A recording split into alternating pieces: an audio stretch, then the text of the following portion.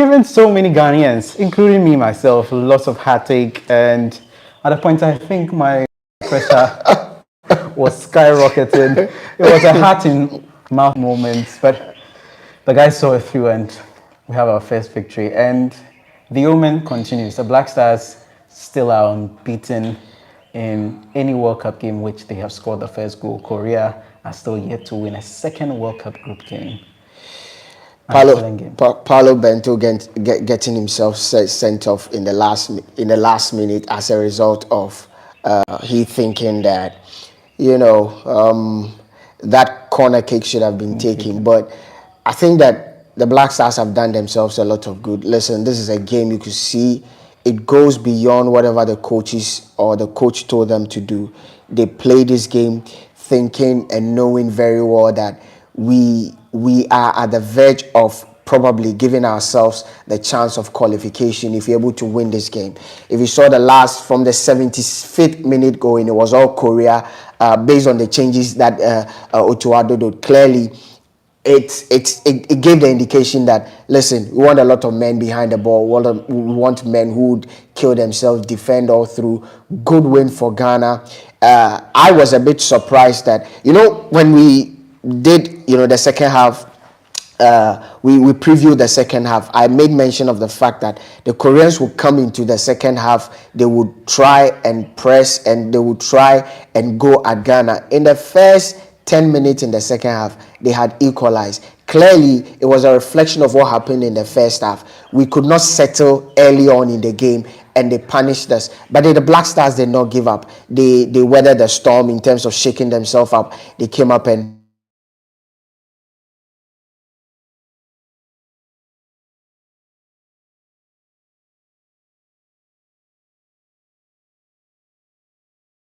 automatically, for me, what happens is that our faith is in our hands. The Black Stars have got it all to do against Uruguay. There are two things that I'm sure every Ghanaian will be looking forward to: revenge or repeat. This is the team that denied us qualification to the semi-finals. An African team was practically on the verge of making it to the semi-finals for the first time. But Luis Suarez, that handball, though some may say that, well, you had a handball, a penalty, you blew it away, but that's another discussion for another time. But it was a good win for Ghana. Maybe we'll get into the tactics and we'll get into the game itself, but I think that it was a very, very good win for Ghana. Now, every Ghanaian is relaxed. We lost against Portugal. Going into that game, a lot of people were skeptical. They knew we might lose that game. But against Korea, people were confident that, well, this is the Korean side that are not so much blessed with talent. Yes, they are a good unit, but the quality in the Black Stars can, take the Black Stars beyond the finish line, and that's what happened, David. Now, let's look at the Black Stars at this tournament. And there's been a running theme. We saw it against Portugal. It happened against Korea today too. We tend to lose concentration within split seconds and end up conceding quick fire goals. It happened today against Korea, but we were able to bounce back. As a coach, if you were to Ado, what exactly would you tell the boys? Because we're at that particular point in time where if we end, it cost us against Portugal. Yep. Today we had enough time, so we're able to bounce back. If it happens for the third time against Uruguay, we could find ourselves facing an uphill task. Yeah, we could find ourselves, facing an uphill task, especially against the Uruguayan side. This tournament has proven that nothing is a given. Yes, I watched this Uruguayan side, very, very solid side, especially defensively, but they are not. Yes, they do have Luis Suarez. They have Edison Cavani. They have, Darwin Núñez. But throughout this tournament against the South Koreans, they were shut out. They were very blunt. They didn't create a lot of chances. It was practically Fede Valverde that was doing all the work and literally tried to score. But I think that for the Black Stars, I do not know what kind of communication might have gone into the game after they had conceded those two goals. Because, listen, I kept saying that a coach should be able to know how to coach whilst the game is ongoing. Whilst the game is ongoing, there are a lot of things that are happening that some of us may not see. But you, the man with the technical eye, you're able to spot those things out. You could clearly see that at some point, the defensive line were a big jittery. I told you that there's one thing that would be running through their mind. Should we go at it and defend or open up and attack?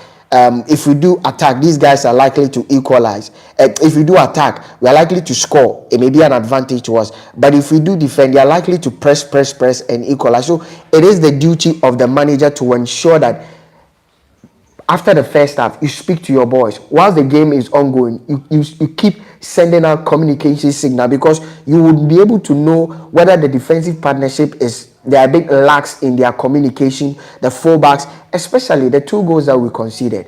Clearly, it was a technical error in my point of view.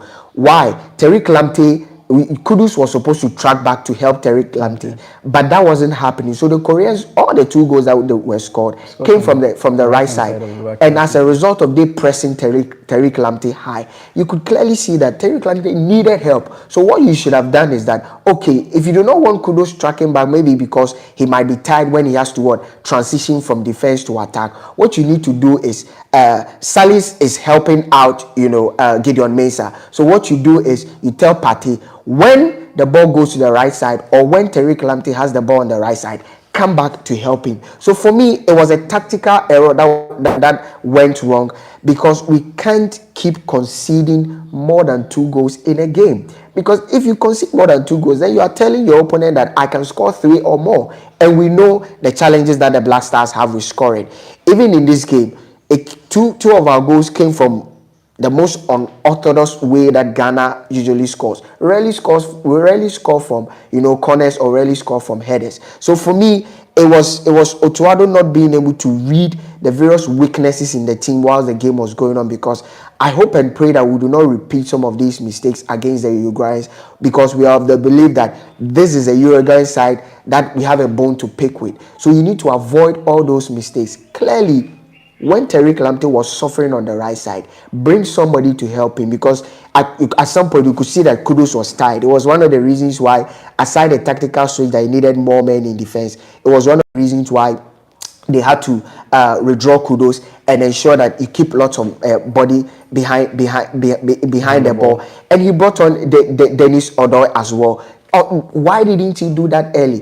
Otuado has been known to, not to make changes at the right time, and some of his substitutions have been suspect. One of the hallmark of a great manager is your ability to read the game and do the right substitution. So I'm hoping that he'll be able to spot some of these weaknesses. This is the first time the back line are playing together in terms of Salisu, Daniel Amate, Tariq Lamptey, Gideon Mensah, and Lawrence Atizigi. Any of the fullbacks that play together, this is their first time. So obviously, communication might be a problem.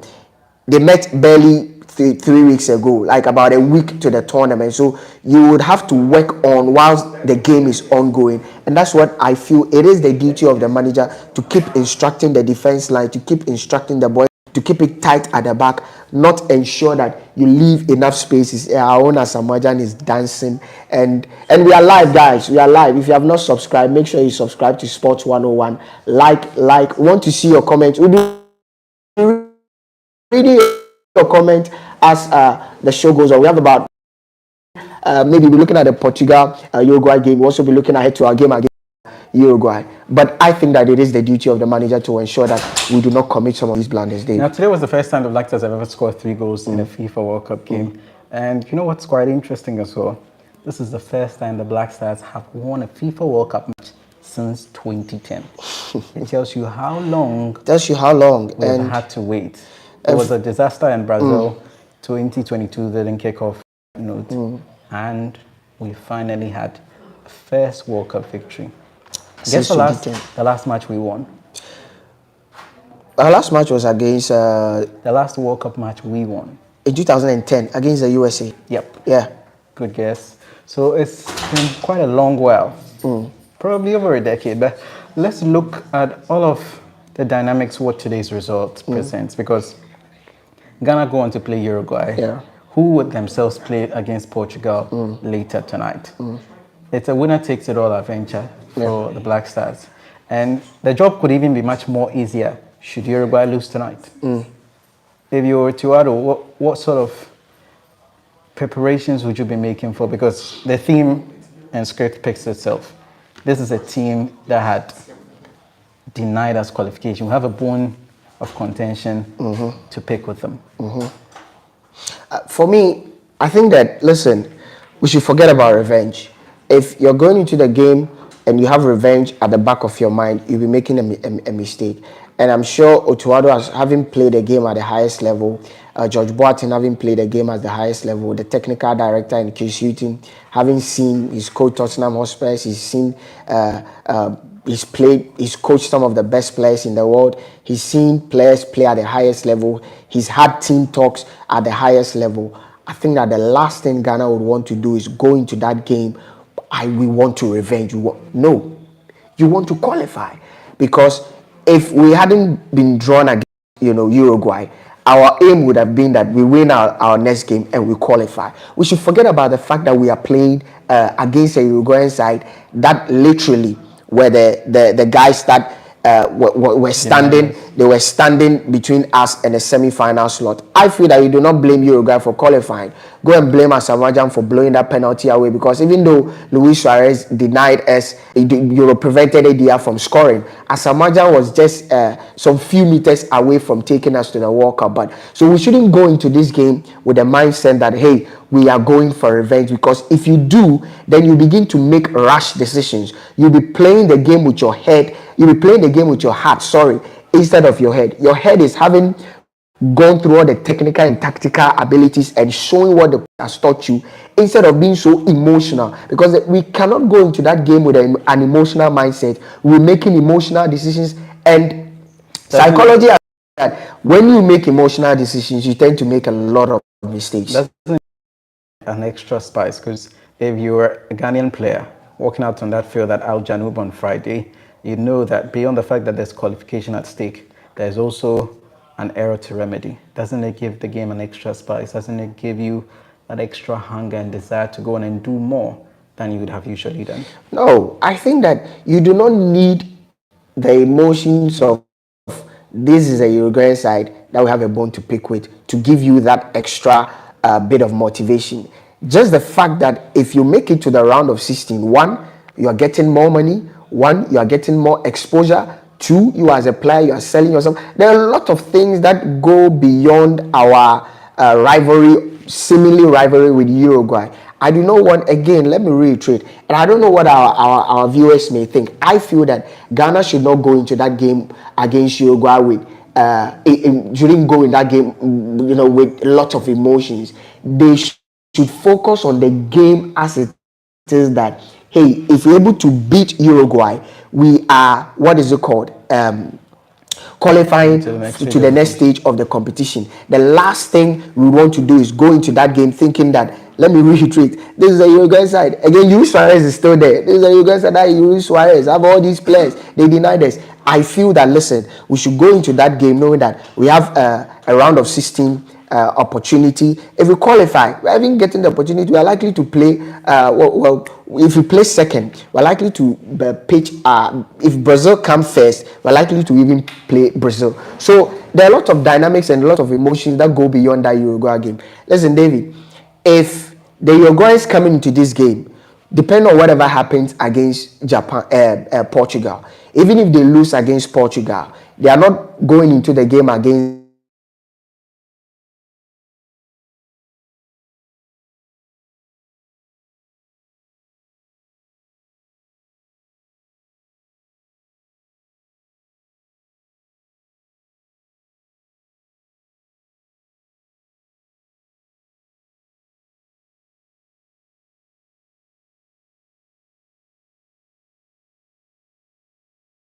change. Yeah, there are a few players like Luis Suarez. There's still Diego Godin. There's still their goalkeeper, Mussorella. These three men are still there. But aside that, it's practically an entire new team that is handled by the entire new coach. Hector Cooper was the one, handling them back then. But Hector Cooper is not there again. The dynamics have changed. Do you get it? The only thing that, adds a little bit of spice to this game is that as much as at that time they stood between us and the semi-finals, now they are standing between us and what? the round of 16. Because if we even get a draw and it happens that, well, depending on what happens this evening, it happens that in the last game it favors us, Ghana can still go through. So for me, this win is very crucial because based on the dynamics of the group, we can go into that game against Uruguay and play for a flat draw and we can still qualify. So let's wait and see what happens between Uruguay and Portugal. If Portugal beat Uruguay, hooray, good for us, because then we know that if we beat, what is it called, Uruguay. if we draw against Uruguay, Well, there is the tendency that what we can sail through, hoping that South Korea do not beat what is it called, Portugal by a lot of goals. Even if that happens, we both end up on 4 points, and head to head, Ghana has a better head to head record against South Korea because we beat them. So our Kudus, man of the match in this particular game. He's had a bright season with Ajax heading to the World Cup. Portugal should beat Uruguay foot in the round of 16. Now let's come back to today with the Black Stars. Today we saw him in the number 7 times strip. He was actually given a free roll. Yeah. Started off on the right, drifted to the center, and all of that. Given the sort of performance we're witnessing, and Inyaki's no-show thus far, is it time we shove the park up front in a game where we need nothing but victory? I keep telling you that, Dave, the players we have, the most dangerous thing for a manager to do and the worst thing for a manager to do is that you have quality, but you do not know how to use your quality. And it has been evident to Roberto Martinez coaching the Belgian national team. There's so much quality, but his ability to play the right players is the problem. And that's what we are seeing a little bit of that in Otuado. Iñaki is not a number 9. Against Portugal, you played him as a number 9. We didn't see much of him. Against South Korea, you played him as a number 9. We didn't see much of him. You saw the moment where he had the opportunity to run at players. That is what Iñaki does and does best. I told you that if I had my own way, if I was coaching this team, I would have gone for a 4-2-3-1, yes. But the man leading the lines wouldn't have been Iñaki. I would prefer to play Iñaki on the left or on the right. Then play whoever, either Jordan or whatever I want to do, because then play Dede Ayew as the arrowhead, because one, Dede is old. Dede cannot even play 90 minutes. Dede's ability to read the game, pick the right moment and pick a spot, very few players can do that in this Black Stars team. We know that they're very, very strong in there. So why don't you play Dede as a 9? Because he has the penchant for scoring goals. So for Otuado, I think the players should have a discussion with him. Sometimes players do that. We've seen coaches walk up to players and say, no, I look at your quality. I can convert you from a Middendorp came. He converted him from a right back to an attacker, and the rest is history. The story, Gareth Bale himself was a left back, but he was converted from a left back to a winger and what is it called, a forward, and the rest is history. The duty of the manager is to see what are the strengths and the weaknesses of my player. If you play Iñaki as a 9, what you do is that for his quality and skill set, he would need constant supply. He thrives on momentum. As a 9, there will be no momentum for him to thrive on. He's not your average skillful guy like a Kudus, like even a Jordan who can take on 1, 2, 3 players with some few dribbles. No, Iñaki is simply strong and pacey. That's it. He's your typical traditional number 7. The guy who will run what we call those days, we call it number 7 because those times those people wear number 7. He will run on the byline, sending across. That's a typical Iñaki. So either play him on the left or on the right. Tell him to cut in and play a day up front, because we are not getting to see the best of Iñaki, and people might think that he's a bad player. He's not a bad player. He's just not fitting into the role that has been assigned to him. That's the problem. And a bit on Kudus. Listen, I'll say this again. Maybe it will probably become an anthem. Let everything good that happens to the Black Stars run through Kudus. Today he had a free roll. He wasn't stagnant. Against Portugal, the coach, I think, played him more centrally and allowed the freedom to operate on the left or on the right. But today, I think he had a voice. Today he unleashed the star boy Kudus, and we saw the best of Kudus. He was a number 8. He was a number 10. At some point, we saw him on the as a left winger. At some point, we saw him as a right winger. He was in the box at the right time. That is what Mohamed Kudus has been noted for this season. Even at Ajax, they sometimes go ahead to play him as a false 9. They sometimes play him as a typical schema, as a typical 10, or sometimes in the two creative roles as two number 10s between himself and Dusan Tadic at Ajax. So use him just as he's being used in Ajax, and we are seeing the best of Kudus. So I am excited that at least for once, if not for anything, if he's getting wrong with some of the attackers, he's getting it right with Kudus. So I was excited with what I saw today. Could it be the next big thing Ajax could cash in on?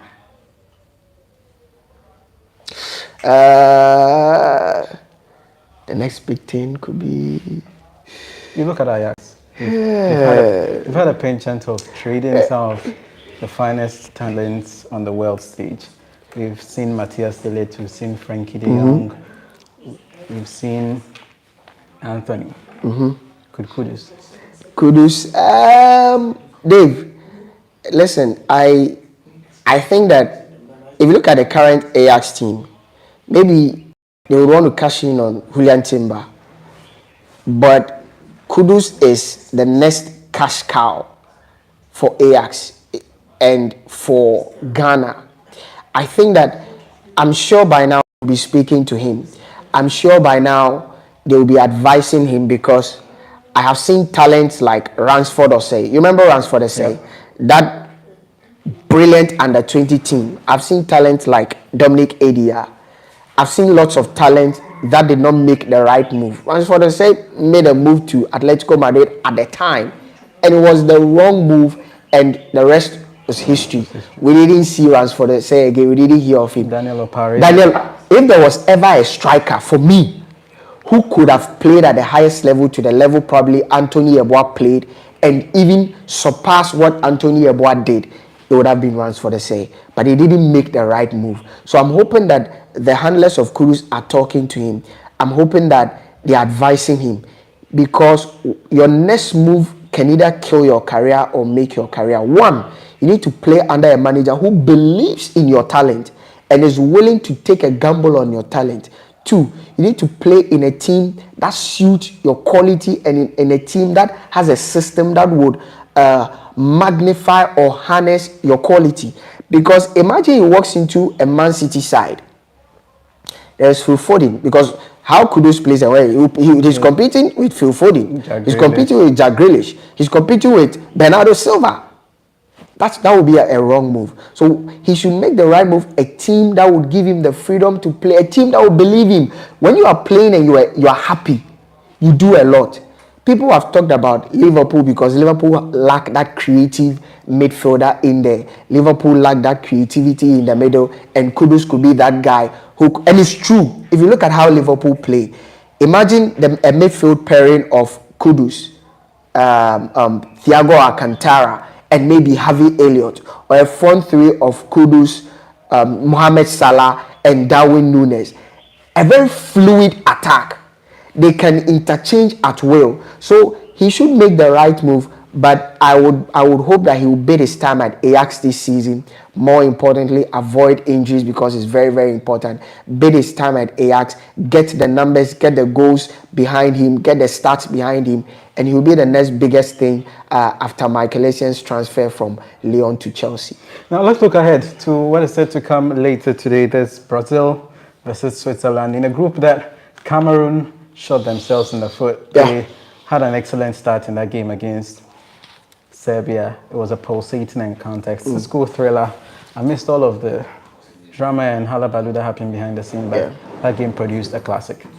It produced a classic, and listen, we've spoken extensively about how African teams capitulate and how African teams are their own enemies and their own undoing.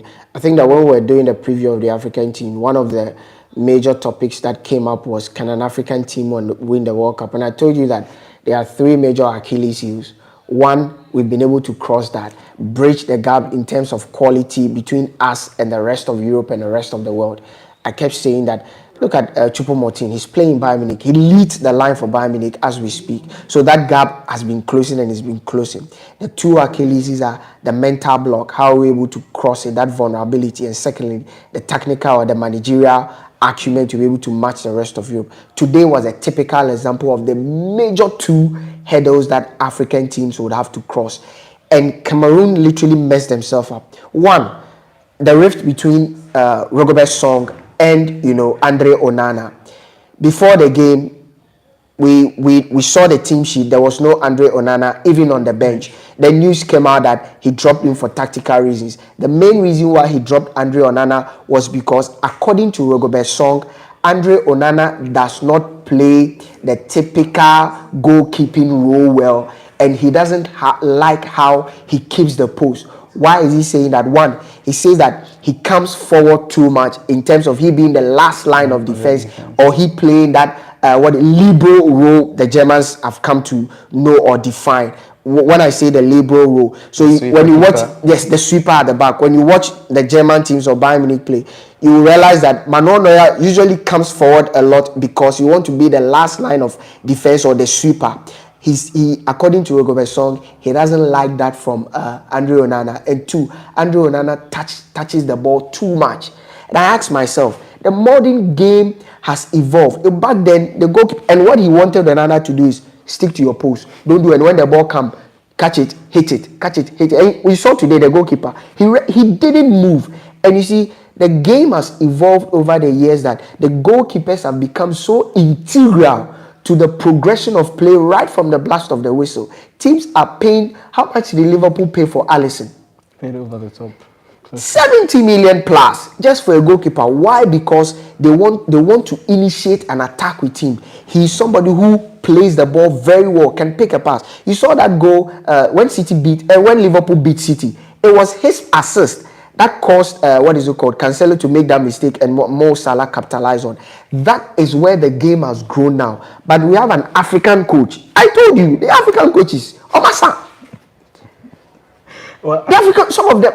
Let me put it right. Some of them are that bad. I think it's down to Rigobert Song. He feels it's high risk when the goalkeeper tends to do what he's known to be doing, and the commentary has been the same in Cameroon, because if you read around Cameroon media, at Inter Milan, one of the reasons why Onana has been starting ahead of Samir Handanovic is his ability to distribute exquisitely. And there were claims that Song is failing to exploit that ability of him, because more often than not, when he has the ball, he's always quick to lay down or go the route one, where otherwise they would have preferred him to be doing what, because when he picks up the corner kick from Inter, it's straight, direct. Let me look to find Lautaro Martinez. Let me look to find Lukaku. But at Cameroon, he's been asked to slow down play. He's been asked to stay back, and all of that. So there's an area, but I think first and foremost, you've got to be playing for the manager.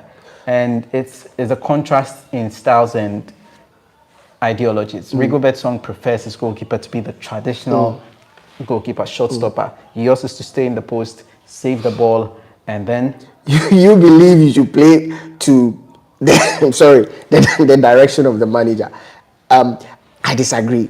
I don't know what the viewers think. You think that as a player, well, if I put it that way, I think the argument will be, the issue with Cameroon is that they feel Onana is a bit more of a modern, let me put it that way, modern goalkeeper. He's good with the ball at his feet. Rigobert Song does not like it that way. He wants a more traditional goalkeeper. Be in your box. When the ball comes, catch, look for your man, or pass that traditional goalkeeper. But I feel that, listen, I said earlier on that play to the strength of your players. Play to the quality that you know your players can exhibit. The game has evolved. We spoke about how good he is with his distribution. When David De Gea came to Manchester United first, even up until now, one of the greatest assets of David De Gea is to be able to pick a 60-yarder pass when there is a goal kick. That is what we are yet to see from African teams. African teams are still living in that Paleolithic era, those, caveman-like era. No, the game has evolved. And one of the politics in this Cameroon team is Rigobert Song trying to, I don't know if it's favoritism, because you have Vincent Abubakar. We saw him when he came on. He was the reason why they came back from 3-1 down to equalize. Why don't you start Vincent Abubakar? Because he was your main man during the AFCON. He was a difference maker. He was the difference maker. I understand Choupo-Moting is on form, but even he himself has said that the role that you've assigned to him, he doesn't like that role. I've said sometimes I think that the problem with Rebecca's song is he believes he's the man in charge and he's played the game before. Sometimes psychologically, when you are working with somebody who knows the terrain of the job that he's assigned you to do, it's very difficult working with that person, because whatever you do, he feels he can do it and knows the inside out of it. But it's wrong. There are players and there are coaches. The variables in football that matter the most is not the manager, it's the coaches. Mourinho said something. He says, you are not going to teach Lionel Messi how to score a goal.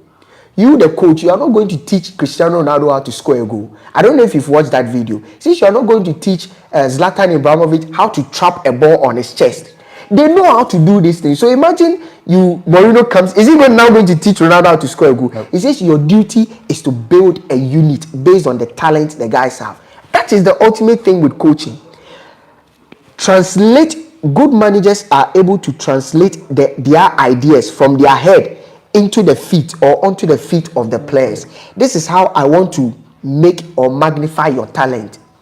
You think Pep Guardiola is teaching, what is it called? Bernardo Silva how to dribble? No. He doesn't do that. He's just using systems to harness their skill. So this Cameroonian side, your duty as a manager is, how do I set up in a way that will harness the best from Choupo-Moting, harness the best from Ekambi, harness the best from all the quality that you have. And that is what Rigobert Song is failing to do. It's the reason why, for me, Cameroon are out. Because unless God comes back on earth and says, Cameroon, you are beating Brazil, this Cameroonian side cannot beat Brazil. I think you preempted my next question and I already have the answer. Cameroon play Brazil next end. It will be a hard task. But finally, there's that game that could decide the fate of the Black Stars. Oh, yeah.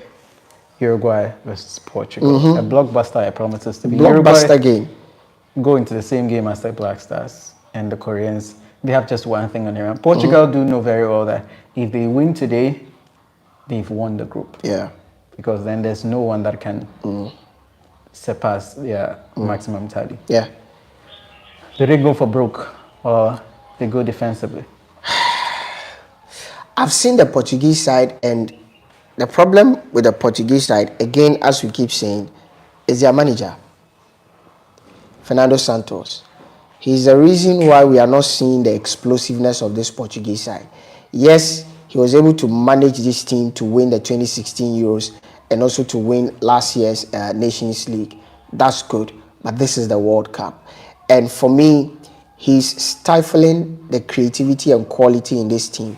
Yes, when Octavio came into that game, he came into the starting lineup in that game against Ghana, he was good. But I feel that you could have played, a Cavallo as the holding midfielder and unleash Rafael Leao. He's the best Portuguese player as we speak, save Bernardo Silva and Bruno Fernandes. Rafael Leao is the best Portuguese player as we speak, but this is a player you decide to keep on the bench based on the fact that you are so defensive minded. I think that the Portuguese team have enough quality, enough talent to upset or beat any of the top guns we are tipping to win. But the problem is that they're a bit too defensive and a bit too reserved. Even in the game against Ghana, at some point he took off an attacker and brought on a defensive midfielder with the belief that let me protect the lead. You do not do that, because when you do that, you are trying to tell your opponent that I'm scared. Because you look at the quality you have, and I think you're coming up against a Uruguayan side who didn't have a very good game against South Korea. We've kept, we keep on hammering on this issue. Uruguay, they have never been the most fanciful South American side. Uruguay have always been efficient. They are more of effective, efficient unit than a team that is blessed with players of individual aesthetic quality. No. And I am yet to see a Uruguayan side that has that. Look at Diego Forlan, a direct number 9. had a very torrid time at Manchester United, moves to Atletico Madrid. His career is changed, moved to Villarreal. That's excellently well as well. When he plays for the Uruguayan team, he's excellent, very direct. Luis Suarez cannot dribble to save his life. Very direct as well. Edison Cavani, very direct. He knows his movement is one of his greatest assets. His ability to move, around the 18-yard area and pick a spot. Darwin Núñez likewise, he cannot dribble to save his life. They have more direct men. We speak about Federico Valverde, very direct. So it's always about having a solid unit. How does the Portuguese side unlock them?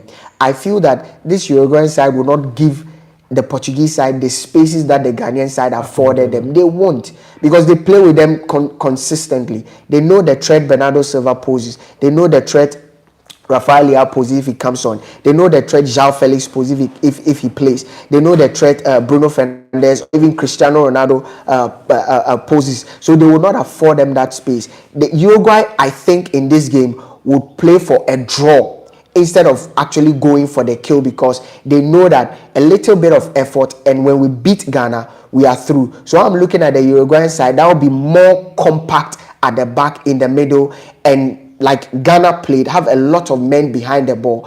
Worst case scenario, I'm looking at Uruguay set up in a 4-4-2 formation, because that is how he set up against South Korea. I'm looking at him not changing formation, because usually 4-4-2 diamond is very defensive when you do not have the ball, but when you attack, you're a bit more expansive with your wide men. So I'm looking at one team being very attacking, which is the Portuguese side, having more of the ball, and another team trying to hit the Portuguese side on the break and trying to pick their moment.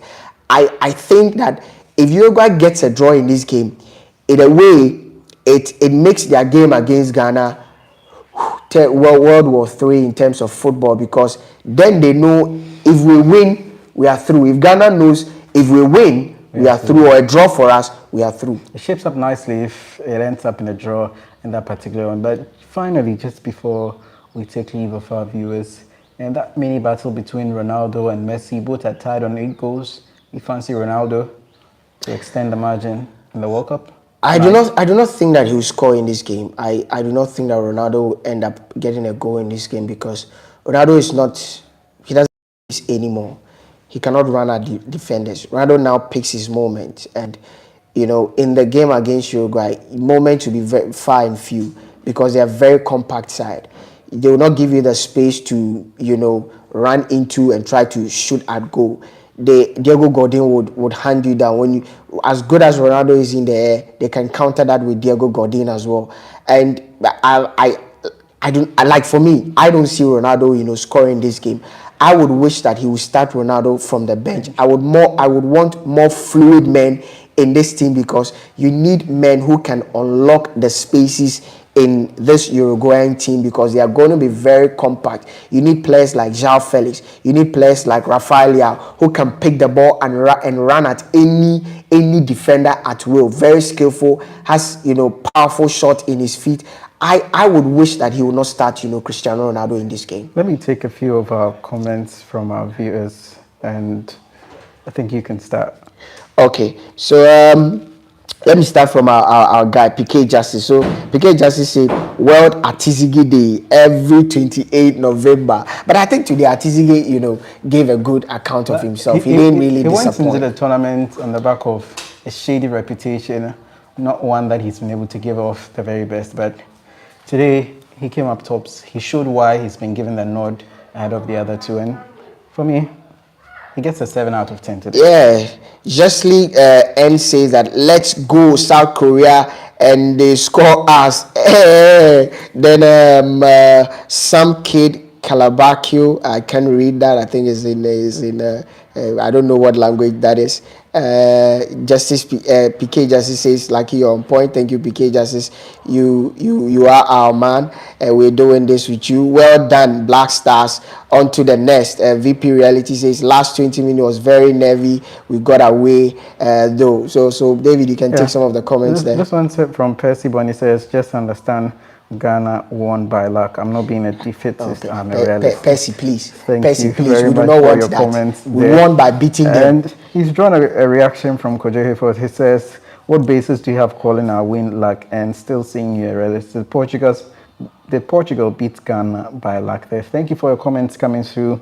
And well, that is a good day. 28 November, World Atizigi Day. I think that it should be World Kudus Day instead, because Kudus, his 2 goals. No, in as much as Kudus was very important, I think Atizigi saves also give us the edge there, because had he not been in the right places at the right time, it could have been a deficit that would be hard to claw back from. Before we check out, you look at this Black Star side.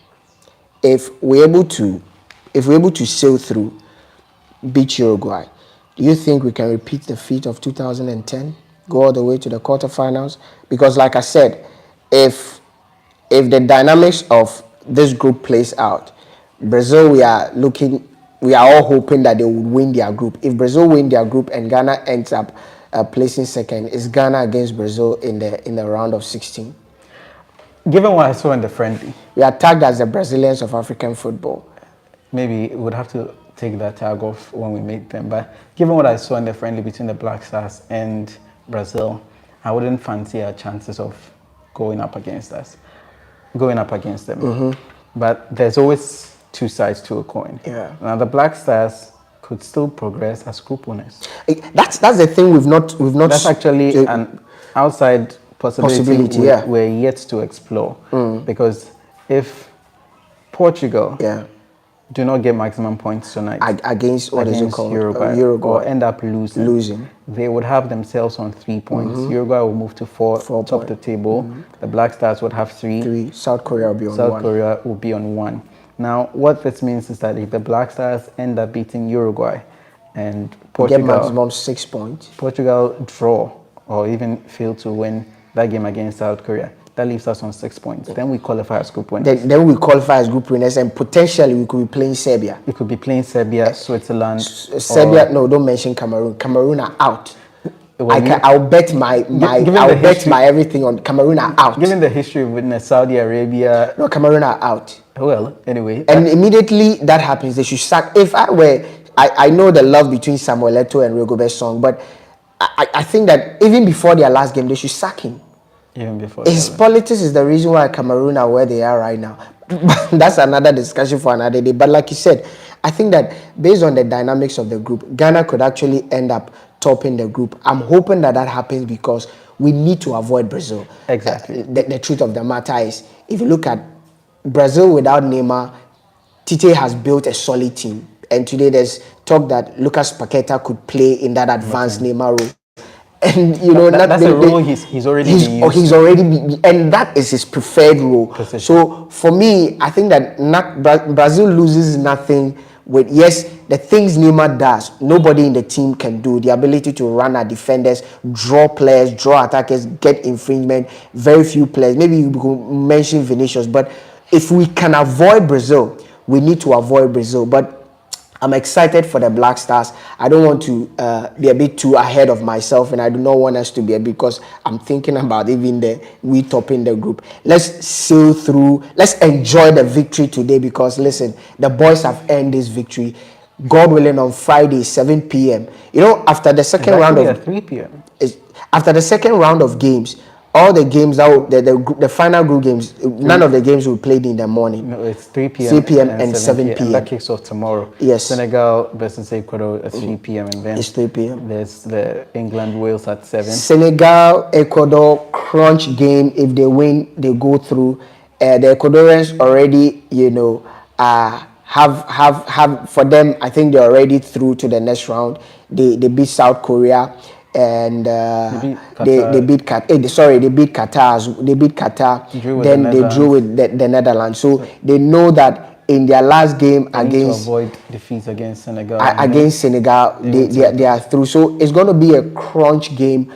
Senegal would go into that game thinking that we need to get the maximum point because they cannot afford to even draw that game. Head-to-head wise, it won't favor them because if they draw that game, Ecuador ends up on 5 points. Then even if the Dutch side lose against Qatar, they will both end up with 4 points. But the Dutch side beat Senegal, so it means that they have a better head-to-head against the Senegalese side. So their job is cut out and simple. Win. and qualify. Just like Ghana, we have to wait till what happens this evening. Then we can also say either win and qualify or at least a draw and qualify. But So it will be a good game. It'll be a good game to watch out for. Portugal versus Uruguay is at 7 p.m. And on that note, we want to round up today's broadcast. My name is David Afo. He's Lucky Soglo. We'll be back again tomorrow to bring you more.